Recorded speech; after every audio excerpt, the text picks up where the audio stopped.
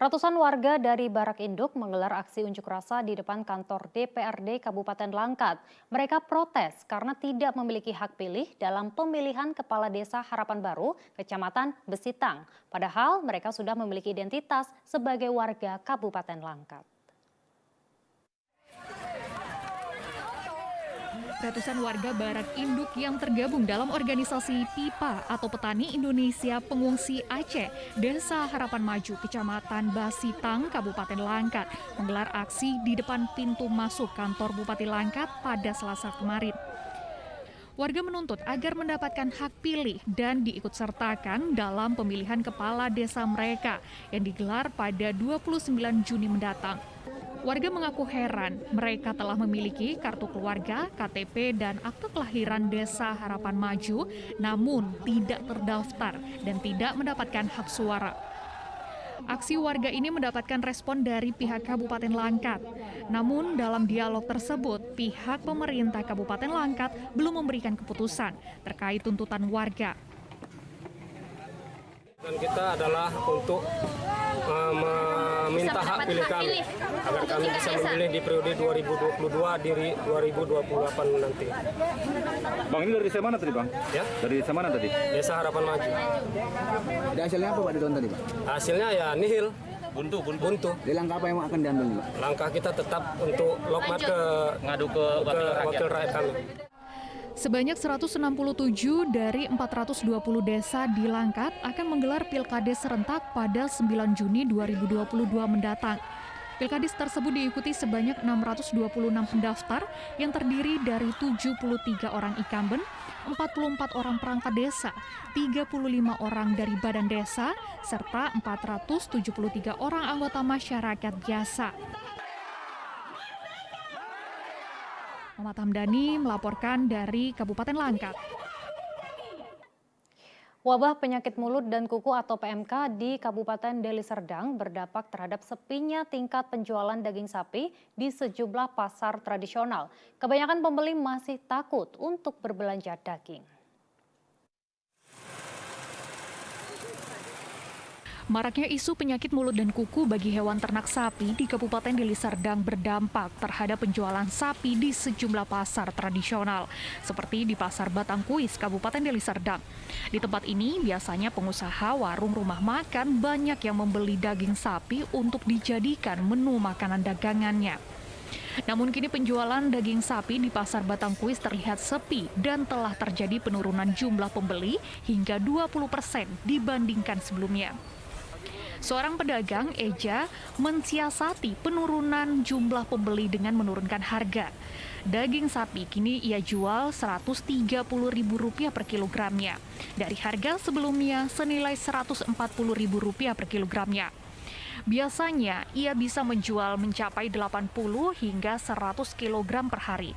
Namun semenjak maraknya isu PMK, penjualannya hanya sekitar 40 hingga 60 kg per hari.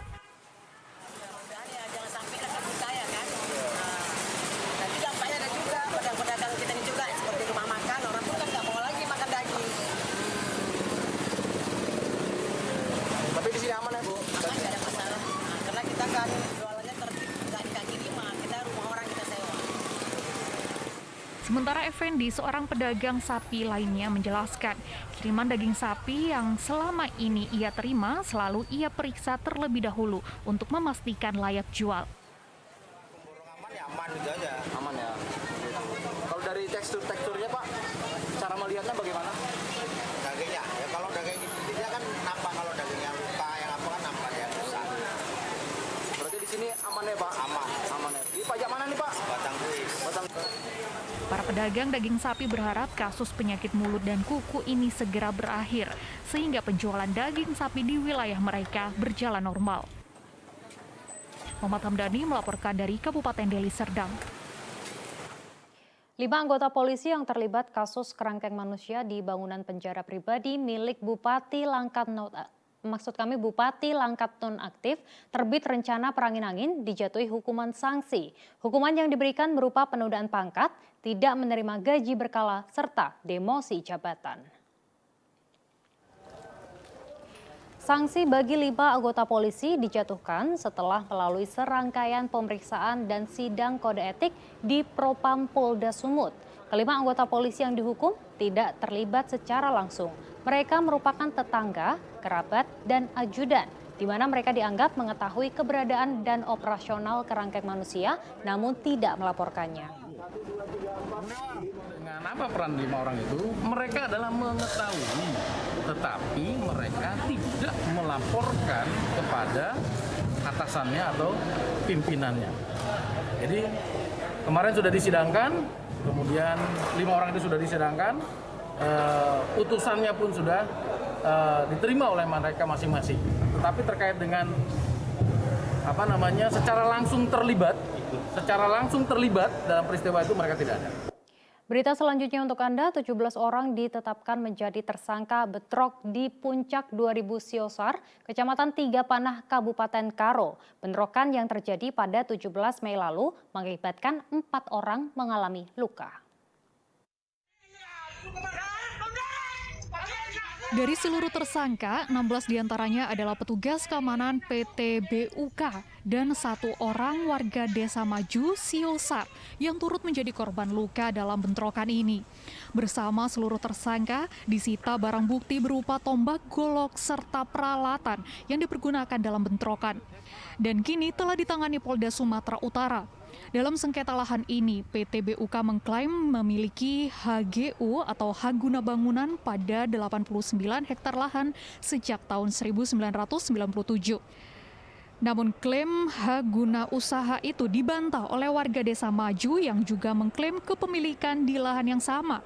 Sejak kasus ini bergulir, Polda Sumatera Utara telah menerima 12 laporan polisi yang dipicu sengketa lahan antara warga dan PT BUK di lahan yang sama. Ketika alat berat bekerja, sekelompok masyarakat dari Desa Sukamaju menghalangi pekerjaan tersebut sehingga situasi memanas.